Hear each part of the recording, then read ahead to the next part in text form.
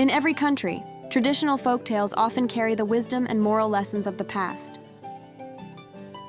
However, it's not widely known that many Japanese folk tales end in shocking ways that make them completely unsuitable for children, or they leave you wondering what the moral was supposed to be in the first place, offering nothing but a lingering sense of confusion. This is a series that dares to collect and introduce such Japanese folk tales, titled What Even Is This Story, Japan? Together with all of you, we'd like to reflect on how we should interpret these tales and what lessons, if any, they offer. Once upon a time, there lived a kind and hard-working old man in a village. One day, as usual, the old man was cutting branches in the mountains.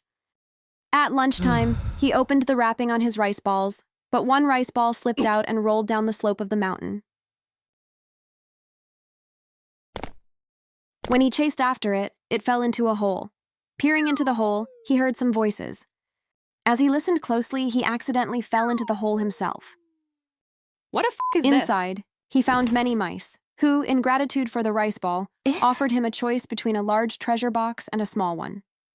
The old man chose the small box and brought it home. When he opened it, it was filled with treasures. That part sounds familiar. Hearing about this, the old man next door tried to do the same. He kicked a rice ball into the hole and went in himself, shouting for souvenirs.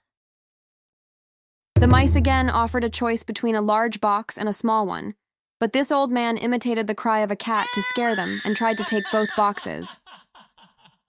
As a result, he turned into a mole and was never able to return to the surface. Why? Forced to dig tunnels underground for the rest of his life. The end. Hold on. No explanation is given as to why the mice had such powers, or why he turned into a mole, just a terrible ending. Perhaps the moral is, if you scare others just for fun, it won't be taken as a joke. It can have serious consequences.